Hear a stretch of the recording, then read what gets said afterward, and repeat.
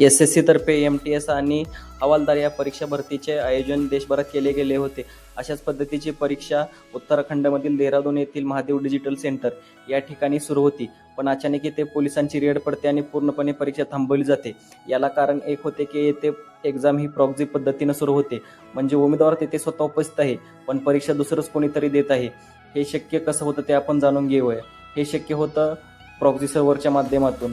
येथे ज्या 2 लोक बाहेरून एक्झाम देत होते त्यांनी येथे एक प्रॉक्सी सर्व्हर सेटअप केला, जो की मेन UPS रूम असते. UPS रूम म्हणजे जेथून परीक्षेचं पूर्ण सेंट्रलाइज डिस्ट्रीब्युशन केलं जातं.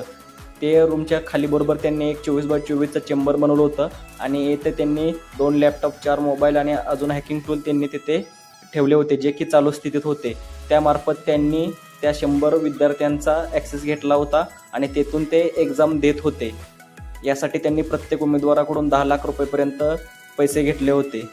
आता यातील 2 आरोपींना उत्तराखंड STF आणि उत्तराखंड मेरिट युनिट यांच्या संयुक्त ऑपरेशनाने त्यांना अटक केलेली आहे.